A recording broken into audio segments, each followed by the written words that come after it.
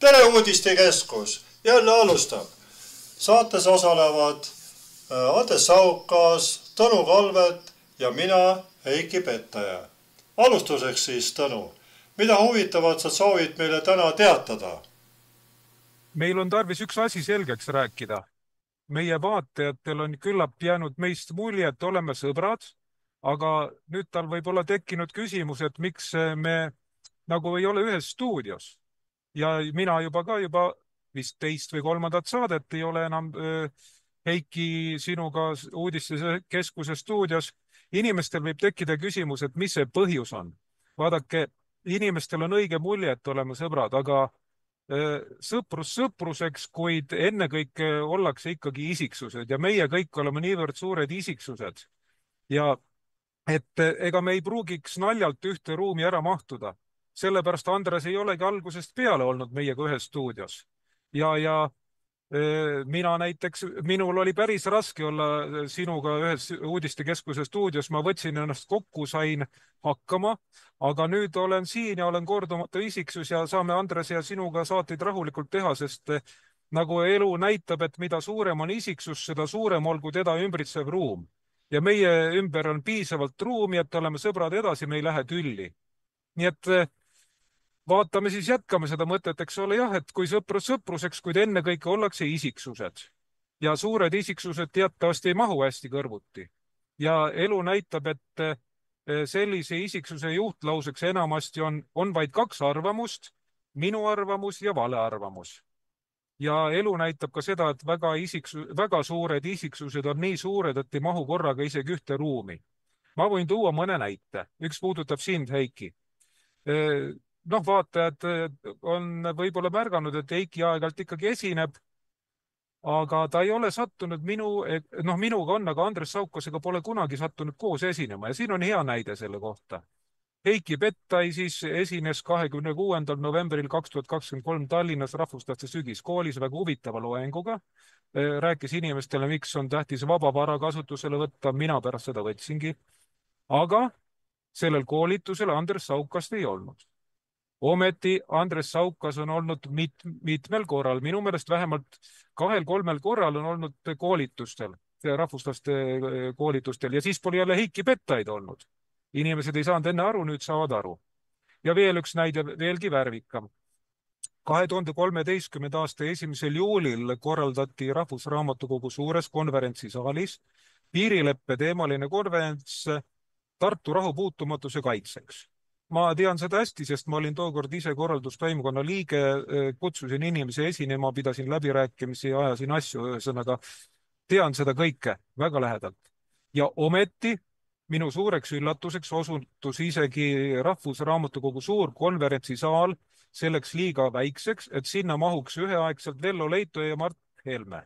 No vaadake, mõlemad olid suured mehed, mõlemad olid erakonna esimehed. Vello oli tookord Eesti Iseseisvuspartei esimees, Mart Helme oli tookord juba Eesti Konservatiivse Rahvaerakonna esimees. Mõlemad on väga head geopoliitika asjatundjad, minu meelest Eesti number 1 ja 2, on maitse asi, kumb on kelle meelest nagu parem, eks ole. Aga nendel ei saa keegi teine ligi. Samuti nad on head esinejad, valdavad eesti keelt kõnes ja kirjas väga soliidse välimusega, nii et võib öelda, et kõik üldised näitajad on võrdsed. Ja kuidas males näiteks tehakse, kui mängijad koguvad täpselt ühepalju punkte, siis võetakse kasutusele lisanäitajad ja nende põhjal siis vaadatakse, kes saab edetabelis või seal lõpptabelis kõrgema koha, kes saab madalama koha. Nüüd olnuks ka lihtne võtta kasutusele lisanäitajad, näiteks mõõta, kummal on pikem. Aga seda ei tehtud, Mart Helme lihtsalt keeldus tulemast. Tunnistan, et ma olin ta peale algul isegi veidi pahane, mõtlesin, et mis ta niimoodi tujutseb. Samas ta on niivõrd lugupeetud mees, ma ei saanud teda survestada, see oli tema valik, ta ei tulnudki. Ja ma olin talle pealegi tänulik selle eest, et aasta varem, nimelt aastal 2012 oli olnud kohal minu tõlgitud raamatu Bütsantsist Bütsantsini esitlusel ja väga toetava kõne seal pidanud ja samuti oli kirjutanud väga kiitva arvustuse Tunne Kelami välja antud ajakirjas Maailmavaade, nii et mul ei olnud mingit põhjust Mart Helme peale vimma pidada. Ja siis elu näitab seda, et kõige vägevam teab paremini, miks mingi mingi sündmus inimese elus toimub. Ja lõppkokkuvõttes selguski, et see oli ainuõige otsus, et Mart Helme jättis tulemata. Ja inimesed, kes veel ei taipa, et kõik, mis juhtub, ongi kõige parem, mis saab juhtuda, need said sellest aimu tänavu 28. veebruaril, siis kui jah, Washingtonis juhtus midagi niisugust äkilist. Ja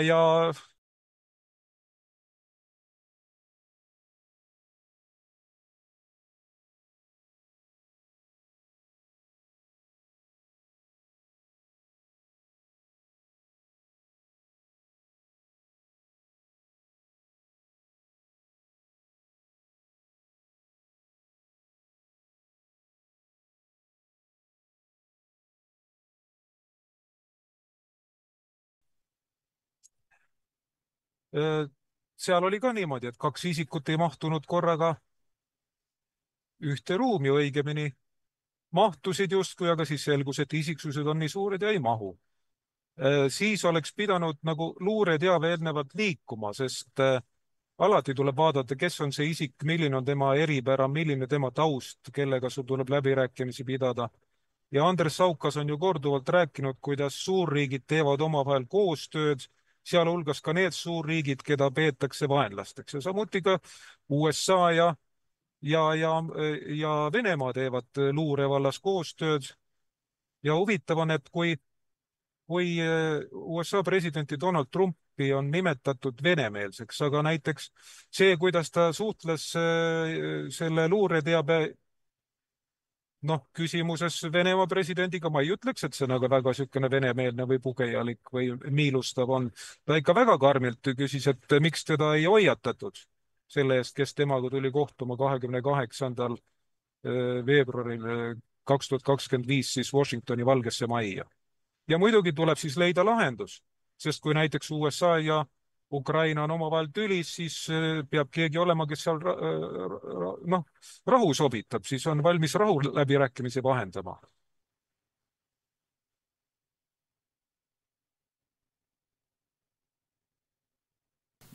nii, aga ma saan aru, et nüüd peaks hakkama Andres Saukas meile midagi asjalikku ja huvitava pakkuma. Olen ma õigel teel? Tervist kõigile vaatajatele, muidugi olen siin ja mul on ikka kombeks rääkida elektrihindadest, kuna ma olen ikka emeriitelektrik endale pandud nimega, kes siin professoriks ei saa olla, pannakse võib-olla Helsingi selle neiukese kõrvale pilt, nii nagu Tõnu on siin mitmes saates maininud ja eks ma võib-olla pürgin ka sinnapoole ju. Nii, ja ma ei hakanud panema tänaseid või paneme 4. kuupäeva, näete, seisud. Eelmine oli nädal aega tagasi, muutust ei ole, 5,4 korda oleme ikka hinnaga üleval pool kui Soomes. Soomes on 0,05 senti. Meil on 2,7 senti, no võt praegu 5. Ja näete, kõigil üleval pool, nad on tumerohelised. Põhjamaad saavad hakkama, aga allpool näete, Poola on 8,9 ehk 9 senti. Ja lähemegi siis edasi, mis meile siin huvi pakub. Huvi pakub, et sellised küsimused on inimesed esitanud. Miks Balti riike ei kutsutud Ukraina küsimuses Londonisse? Ja vastus on ju väga lihtne, nii nagu siin Tõnu ennemgi rääkis, me oleme 5 rikkama riigi hulgas. Sellepärast meil ei ole mõtet sinna minna. Ülejäänud, kes ei ole nii rikkad, need võivad seal nõu pidada. No ja näete, vastused on 3 siin. Balti riikide valitsused ja rahvad on julged, sest tegid rikaste riikidena ära Brelli ehk Venemaa Valgevene elektrivõrgus lahti ühendamise ise. Kuigi mitu aastat räägiti, et võib-olla lülitab see kuri ida naaber välja, aga kes ees see mees ikka ise. Ja kuna oleme rikkad, siis me kuidagi olla ju kuninga alamad. Me teame, et London on Ühendkuningriigi pealinn ja Eesti on vabariik. Noh, vaba mees teeb, mis tahab, aga oleks kuninga alam, siis sa pead kuningast ikka lugu pidama. Noh, me oleme vabad kõigist varsti. Ja samuti Eestis, nagu teate, on kasutuses igal pool Ukraina lipp. Seega esindas Eestit Londonis juba Ukraina ise. Nii et meil ei ole midagi siin häbeneda. Me oleme suur riik ja 5 rikkama hulgas võtame Ukraina ka endale kampa ja sobib. Ja siinkohal tuleb lisada kindlasti, et Eesti Päevalehe nädalalõppu lisa LP kirjutas juba 2022. aasta veebruari lõpul või märtsi algul juhtkirja, millel pealkiri oli "Oleme kõik ukrainlased". No, nii et pärast seda on täiesti arusaadav, miks Londoni tippkohtumisel esindas tänavu Balti riike Ukraina. No, see on lihtsalt tehnokraatlik mõtlemine, siin ei ole mitte midagi hakata nuputama, sellepärast kui ei kutsutud, ei saa ju olla midagi röövelikku või vaenulikku, aga lihtsalt ise ei lähe, ongi. See on ka kokkuhoid. Kokkuhoid ka muidugi, sest mis täna oli igavene suur, palju sinna kokku koosolekule miljoneid läks ja nii edasi, nii edasi rääkida. Nii. Ja mis nüüd põhiküsimus on olnud, mida nüüd ei ole räägitud, aga oli väga pika kolina küljes, kõlina küljes ja elektriala on selline ajakiri elektrikutel, tervelt 8 lehekülge oli juttu, miks Valgevenes osteti kaablit ja number jooksis kogu aeg 193 kilomeetrit. Ja mis sealt tuli siis? Ja ongi küsida nüüd, mille pärast see sõda siis oli. Kas tõesti see Valgevene elektrikaabel loeti siin punamonumendiks? Noh, kui ta on punamonument, siis ta tuleb ju üles kaevata ja Emexisse viia. Muud varianti ei ole, tuleb hävitada. See on ju Isamaa oli sellega tegevuses ja ära. Ja mis põhjus oli, ütleme, lugesin seda artiklit, mis hakkas silma, et teda on lihtne vahetada, et see Valgevene kaabel on lihtsakoeline ja seda on lihtne asendada. Ja vot lihtsakoelisena, kui mina käisin kunagi ülikoolis, siis kaabel oligi 3 osast koosnes. Juhtiv soon, kus saab särtsu, siis isolatsioon seal ümber ja isolatsiooni kaitsev ütleme kinnas, kui oli seal 3 soont või 5 soont, siis see kaitsekest, lihtne ja lihtsakoeline.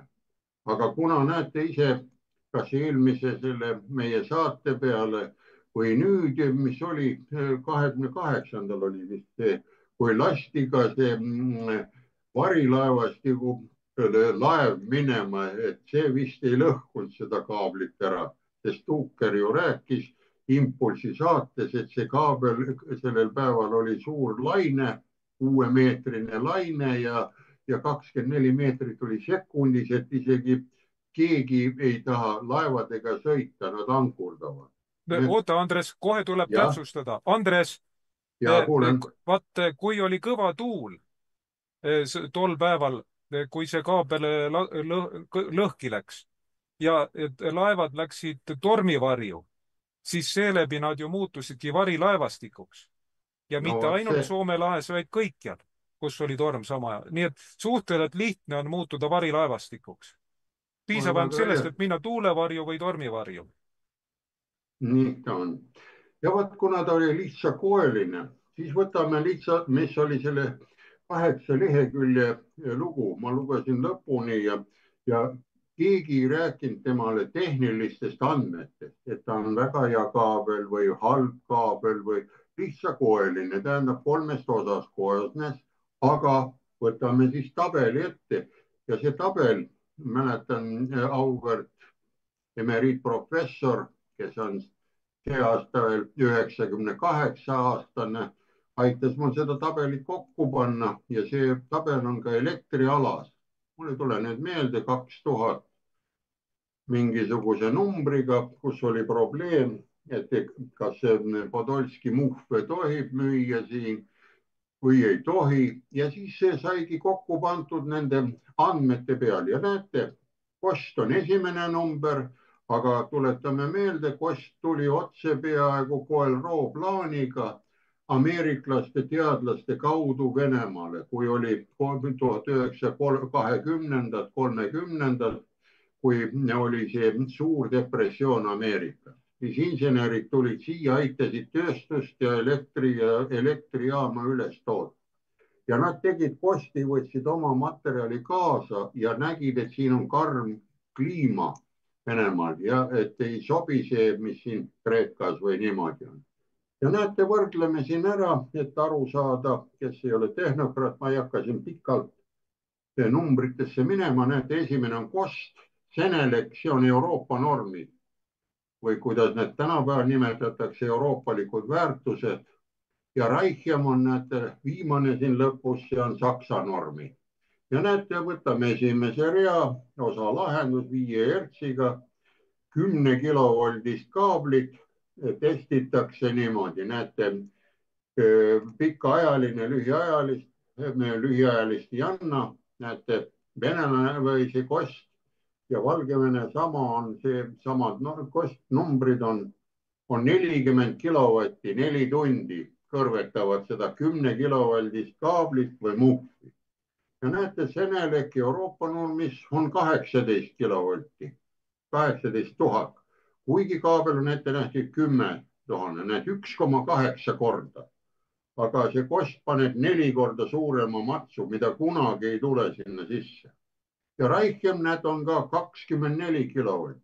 Ja siis mängivad mingit lühiajalist 1 minut. Näed, sellel ei ole midagi. Ma küsisin selle üle, kui me oleme 4 tundi oleme kõrvetanud 40 kilovoldiga, siis milleks me peame mingi 1 minut veel kõrvetama. Ei ole mõte. Impulsi sagedus näete 80 ära, nii et 10 kilovoldist pannakse impulss pingetaluvust 80 kilovolt.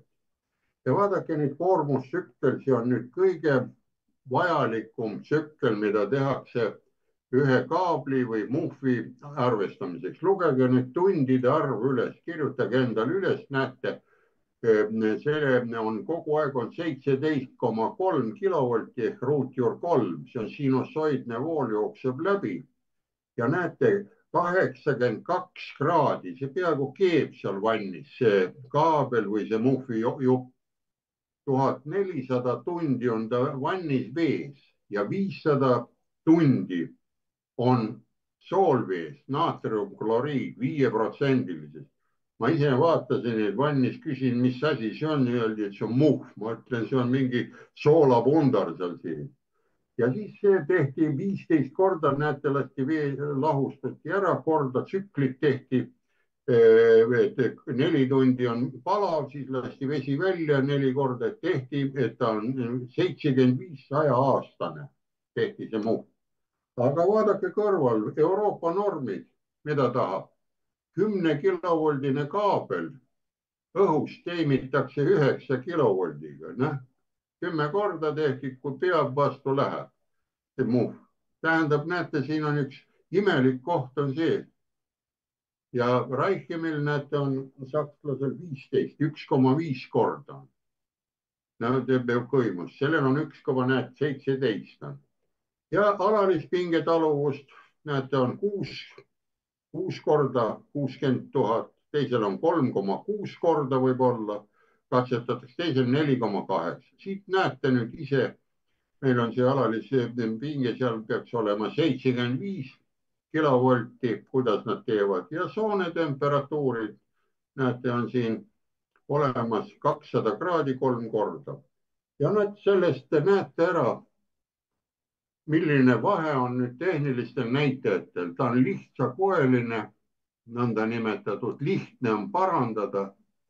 Kui oleks selline kaabel sees ka, ma arvan, seal merepõhjas või seal, siis ei oleks selle kaabli remondi otstega võib-olla nii palju tegemist. See merekaablite millegipärast aeg-ajalt otsad on läbi. Ma ei tea, ma ei ole seal ära, aga kui ma silma saaks peale lasta ja ära ütleks, kas need soenevad selle üles, et tehakse auto välja on. Aga nüüd on see pikalt, jälle kas pool aastat või rohkem teevad seda muhvi sinna vahele.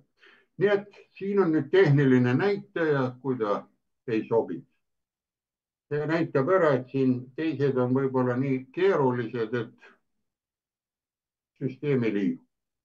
Läheme siis edasi, saime nüüd Valgevene prellist ka ära ja sõimati seda, et kuidas ta on. Nii et inimesed otsustage nüüd ise, kas on vaja seda tehnilist poolt, tehnokraate, puidumehi ja kuldsete kätega ehitusmehi, neid minema ajada ja teha ja ise ei oska.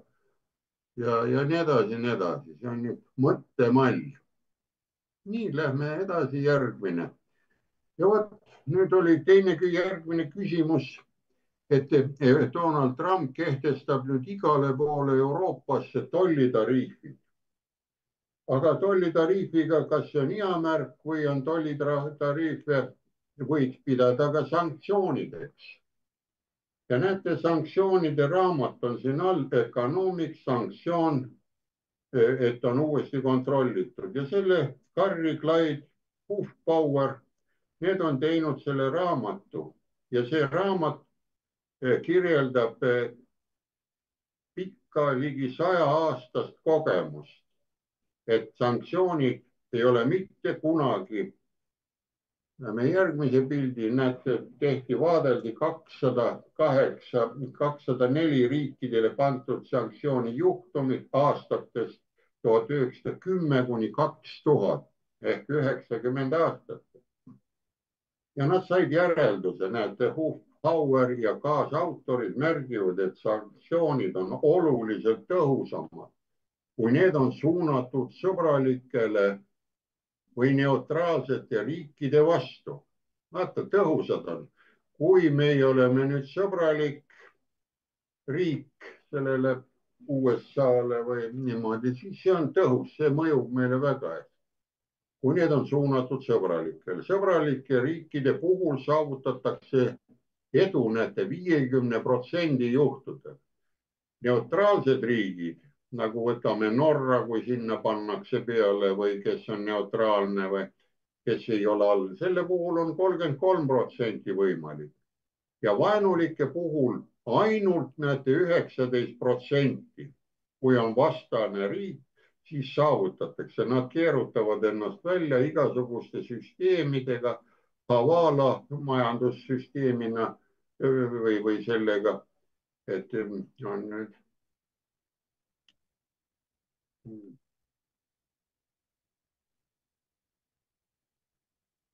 puhul ja samas ütleb selline, et samas pole kunagi saavutatud eesmärki lõpetada vaenulike riikide puhul sanktsioonide abil sõjategevust. Nii et 3 aastat on sõjategevus toinud, räägiti, et see on vaenulik suur riik kõrval, aga millegipärast kogu aeg jookseb, kõik ostavad ja äri toimib ja nad elavad ja kõik on korras. Ja vot toon ühe lihtsa näite ka, sai omal ajal seal Venemaal kaabli ja selliste elektrimaterjalide järgi käia auto. Ja siis oli autojuhile pandud kaasa 3-4 ümbriku, et kui ühest oblastist sai läbi sõita teisse oblastisse, siis tõkkepuu tehti lahti. Militsionäär või politseinik võttis selle ümbriku, helistas, et Eesti auto tuleb ja helistas järgmisesse kuvermangu või sinna kaugemale. Sest need suured regioonid, kuvermangud on sama suured kui Eesti ja suuremad. Ja siis, kellega ma olen kogu aeg rääkinud, siis nad on rääkinud, oi, see on ju altkäemaks miilitsale või politseile. Aga miks ei või olla see tollimaks? Et tollipiirist sai üle, tegi tõkkepuu ära ja kaitse tuli peale kohe. Anti edasi, et Eesti numbrimärgiga auto tuleb, et ta ei jääks metsa vahel kuhugile kaduma. No vot, see oli nüüd toll ja kui meie läheme ka sinnapoole või teisele poole Euroopa riigist, on ka meil tollid peal ja maksud. No vot, see oli lihtne näide, et 5 kohast sai sõita, ega autojuht ei teadnud, ega mina ka ei tea, mis seal ümbriku sees oli, need olid kinnised, peale oli number pandud ja kuhu see läks, ei oska öelda. aga no Andres, jah, kas see tähendab seda, et siis USA suhtub Euroopa riikidesse sõbralikult, kui ta kehtestab tollid? no näed, ongi, et tollidega ta ongi sõbralikult ja on tõhusamad. Näed, see toll on sanktsioonina võib võtta ju täielikult ja paneb Euroopa tööle lihtsalt. Sellepärast, kui mul on kogu aeg tuuakse leiba või suppi või ette, ma jään jõle laisaks. Aga kui mul ei ole, ma pean ise poodi minema, tooma, noh, see ongi sanktsioon. Ja praegult on ju kõige hullem, ma kardan, et noored lähevad selle Omniva ja selle toidukulleritega nii ära, et nad varsti kõndida ka ei oska. No vot, see annab ära iseendale sanktsioonid tehtud. aga Andres, kas Eestile on ka endale kehtestatud mingid sanktsioonid? Muidugi on siin ju, ei ole mõtet üldse vestlema hakata, need paneme pildi siin ette. Näete, tuulikud ja seal on suur orkaanivärk ja küsimus ongi, et energeetikud tegid nüüd endale sanktsioonid ja kelle juhtimisel või mille pärast, sest meie niiskes sombuses kliimas on nii tuulikute kui päikesepaneeliga elektri tootmise kasutegur väga väike. Mängime siin segast või ma ei tea, mida mängime või oli see lahti, ühendame lihtsalt suurushullustus. No ma ei oska öelda, ma olen tehnokraat ja need, mille pärast ma seda mõtlen, sest valitsusel on need proovib ühtepidi, teistpidi kuidagimoodi elektrinumbrid ei saa kokku. Ja viimases elektrialas professor Arvi Hamburg lahendab ja arvutab siin, keegi seda numbrit nagu ei võta arvesse ja lõppkokkuvõttes ongi, me oleme nüüd sanktsioonid iseendale teinud, mida maailmas ma ei ole kuulnud, et keegi nüüd iseendale teeb sanktsioonid peale paneb. Kirjutame ainult raha ja ma ei oska öelda. Vot see on, et pilt on siin juures, mis meiega juhtub. Seal on need keeris ümberringi, need pöörlevad ja kuna on see kliimaministeerium ja käisin täna tanklas, mulle meeldis ka seal kõrval oli kliimaseadmete täitmine. Siis ma mõtlesin, võib-olla kliimaministeeriumis oleks vaja millegiga täita midagi või on selline teenus kliimaseadmete täitmine. Noh, see kuulub vist kliimaministeeriumi alla. No, oota, Andres, mul on niimoodi... tähtis küsimus. Sa oled öelnud, et meil nagu endal, meil ei ole seda päris nagu seadmete seadust olemas, aga kas ei saaks kuulutada ka kliimaministeeriumi seadmeks või seadeldiseks, siis saaks no, seda täita?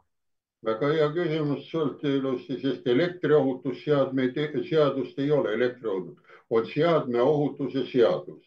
Tolmuimeja võrdub meil tuumajaamaga, mõlemad on seadmed ja kuna kliimaministeerium, kes seal sees töötavad, on nad siis biorobotid või muud robotid või see on, neid seadmeid tuleb millegiga täita, aga millega, ma ei tea, hallid ajurakud on segamini neil, osa võib-olla või ei ole.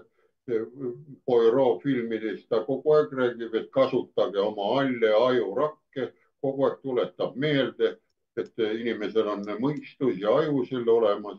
Ja ma ju olen mitu korda rääkinud, et ma kirjutan ju kirjale alla mõistust ja tarkust. Ma olen siis saanud niisuguseid vastuseid, mis sul, ma olen loll või kes ma olen, et peab ikka kirjutama lugupidamisega, aga kui ma seda inimest ei tunne, kuidas ma saan valetada iseendale, ma ei oska endale ka valetada, no veel teistele, et lugu peab.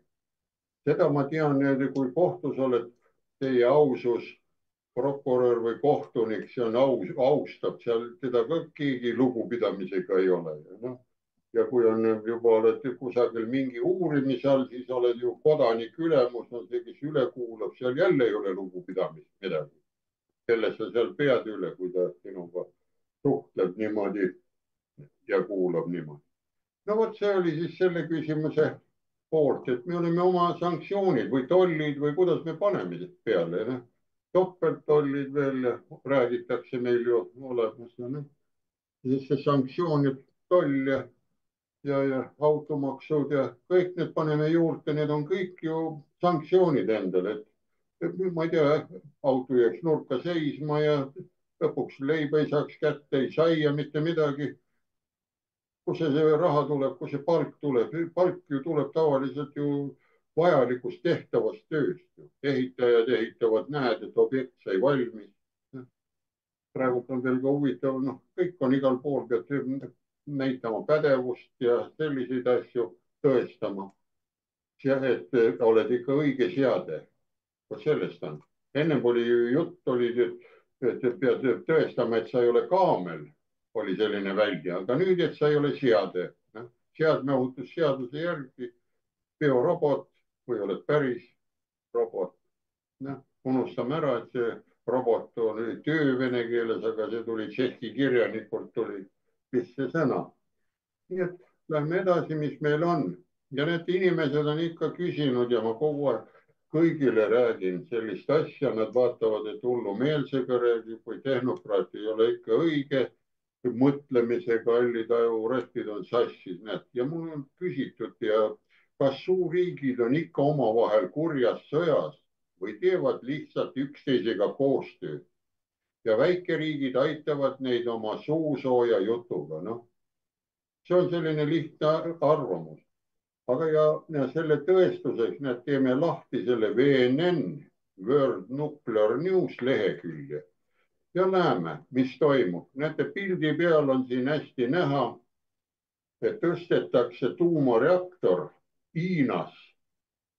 Esimene sapp, muidu on Ameerika oma Westinghouseni tehtud tuumareaktor, aga koos hiinlastega tööd, siis hiinlane on oma C-tähe ette pannud, China AP reaktor 1000.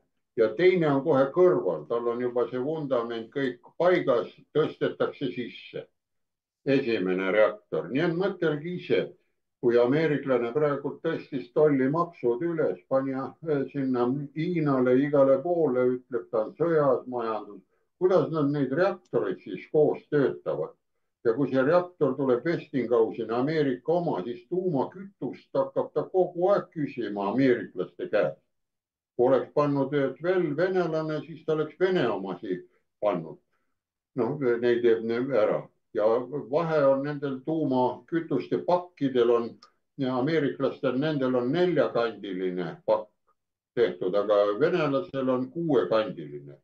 Ja 6-kandilises, vaata, kui mõtlete, et topite sinna ümmargusse põhja, nad mahuvad paremini 6 kanti, kui ta pidi läheb, aga 4-kandilist pead kogu aeg sättima, et ta ei läheks nurgaga vasta, ei riivaks, läheb ära. See püssipadrun on ka peaaegu 6-kandiline, ta on ümmargune. 6 kanti annab juba peaaegu ümmarguse välja. Ja näete, siin teevad koostööd. Ja vaatame teise pära, kust on, et kui ongi provintsist esimene plokk, see on värske uudis, päris eelmine, noh, siin paar päeva tagasi on, leiate üles selle. Ja näete, siin on nüüd koostöö Lianyangi, ma ei oska lugeda ka neid tuumajaama ehitusel. Esimese 2, näete, 1250 megavatt reaktor, see on nüüd soojus ja kõik kokku, 1000 reaktori Westinghouse ja AP on ameeriklastel. See tähtsam, nad on kõik ära, lihtsalt märgistavad ära, et ta on koostöö nendega, lihtsalt hiinlastega. Ja näete, asukoha kiideti 2022. aastal septembris ära ja plokkide kaevetööd algasid samal kuul kohe, 2022 septembris. Ja esimene betooni valamine esimese ploki aluse jaoks algas, näete, 2023 aprillis. Septembrist aprillini on mitu kuud,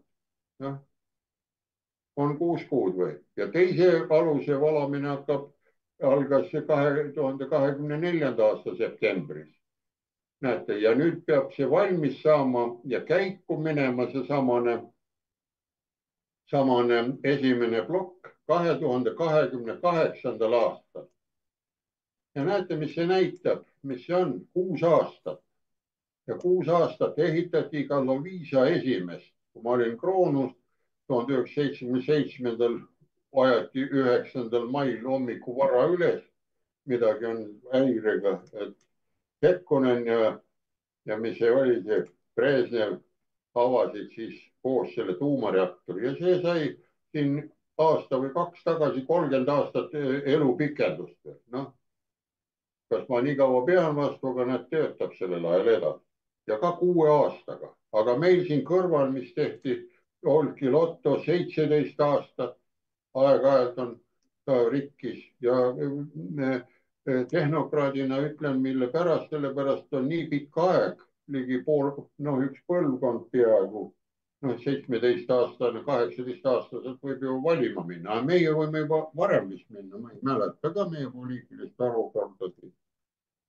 ja see on pikk aeg, et ehitad ühte sõlme, teine jõuab rooste minna ja siis kui hakkad roostes vahetama, siis läheb see jälle rooste ja nii edasi ja nii edasi.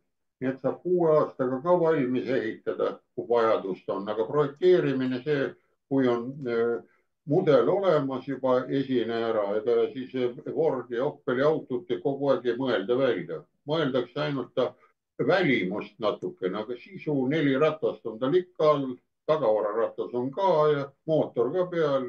no vot, saate ise mõelda, et mis siin on ja nüüd küsige ära Hiina ja USA. Nad on suured vaenlased või teevad koostööd. Samamoodi tehakse ära, küll varsti tuleb uudiseid, et jälle Saksamaa ja võib-olla idanaaber teevad tööd suurfirmad, mitte ei tee riigid tööd. vot selles on asi ja kelle alla need firmad, kus see peakontor on, siis loetaksegi, et see on selle maa firma. nii nagu see Nord Stream 2 oli nagu 5 firma oma, kõik prantslased, Shellid ja kõik sees. praegu ta seisab. Või see Hanikivi seisab. ma olen seda rääkinud ja vaadake, Maru ehitas kõik olmehooned kõrvale, ainult reaktor kõrval, seda ei võetud ära ja küll see läheb ka käima, kui praegu need suurmehed omavahel vestlevad, Ameerika ja Venemaa, et koostöö läheb käima, siis nendel on ju kütus oluline. tuumakütus on juba kohe, tabletid on sama suured, need pelletid, samas mõõdus, et kui on ühel jääb puudu, ta saab kiiresti tellida see juurde ja seisatavad, jahutavad natukene seda reaktori põhja. lasevad vee välja, vahetavad need pakid ära ja uuesti vesi peale ja laseb vee keema ja keev vesi peab seda generaatorit ringi. kuuma vee või aurugeneraator ja teeb elektrit. nii, ja mis siis läheme edasi, veel on meil siin. hakkan nagu lõpetama sellest ära, näed, on küsitud ja võtsin siit korraliku kunstniku Priit Pärna joonistuse, vaadake, kas see annab meie kohta hea info, et varem olime targad eestlased, nüüd oleme targad kilplased, vajame rohkem tuult ja päikest. parem oleks ikka tuul, et oleks kogu aeg tuuletõmblus ja päikesepiste, rohkem meil vaja ei ole. ja näete, kuidas siin kilplased on, korsten on siin üleval, ta on kokku laotud, lipp on ülevas, CO2, see on ära võetud, sest suits ei tule sealt ära, korsten on ära ja katus on vihmavari on tagurpidi.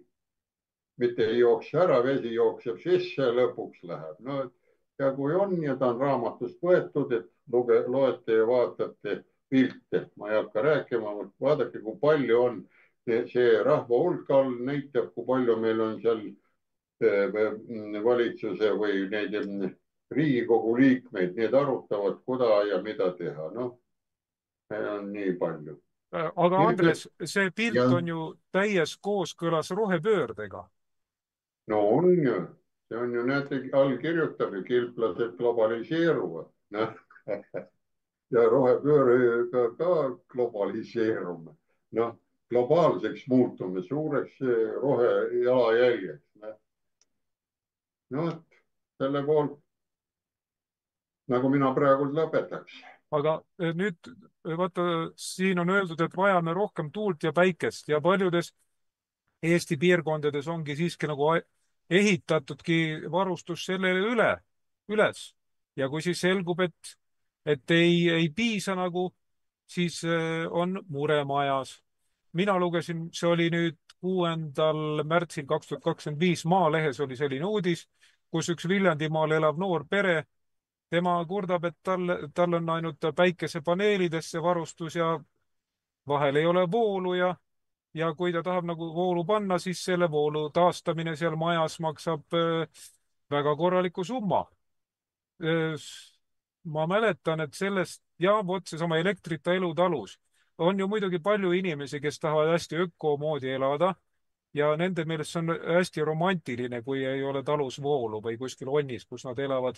aga see võib olla romantiline võib-olla nädal aega või siis, kui sa oled kuskil paastulaagris või ellujäämiskursustel, aga kui sa pead nagu pidevalt seal olema, siis see võib kuidagi üksluiseks minna ja see pere seal Elektrita talus, tema muutus ka kuidagi kärsituks ja siis ta läks kurdis ajakirjandusele seda, nii et inimesed, lugege lähemalt siis Maalehest 6. märtsist 2025, kuidas sellel perel läks.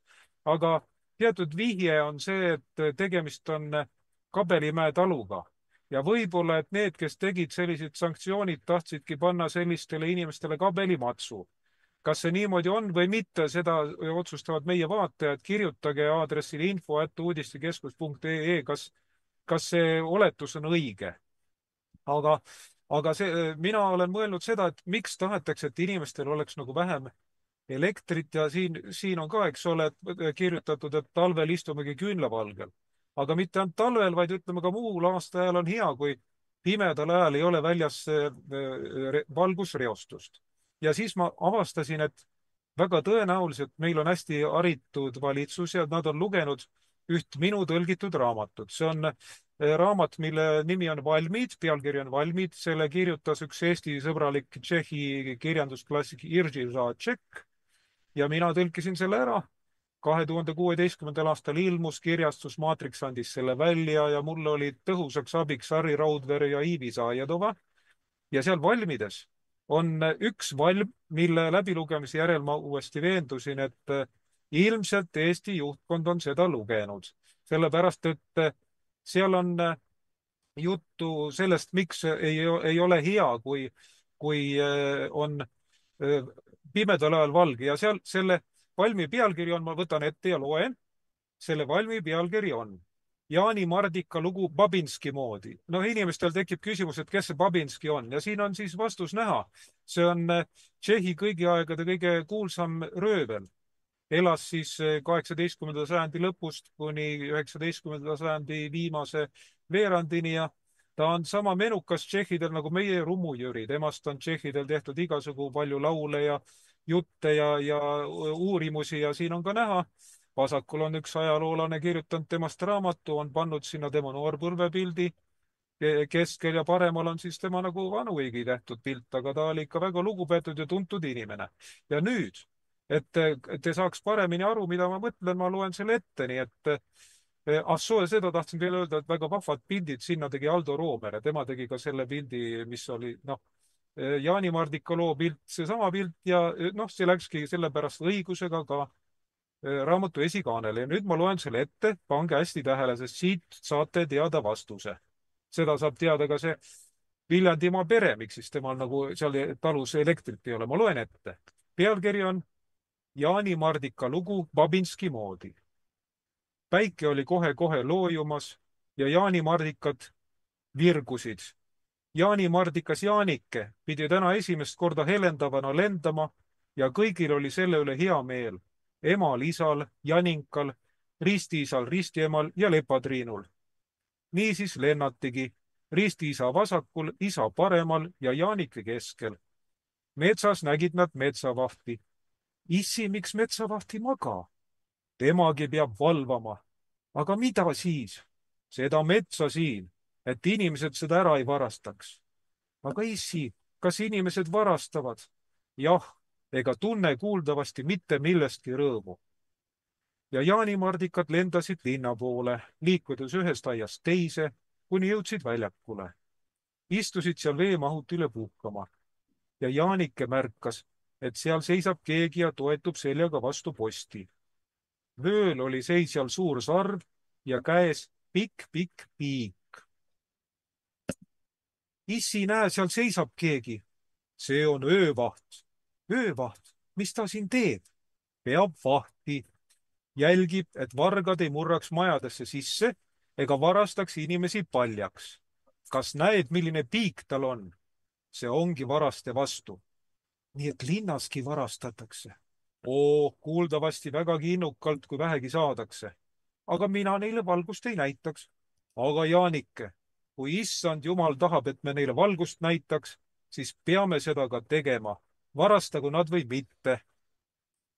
Ja mardikad tõusid seejärel uuesti lendu ja näitasid valgust. Ning kuna nähtavus oli hea, siis vargad varastasid, kuni olid kõik ära varastanud.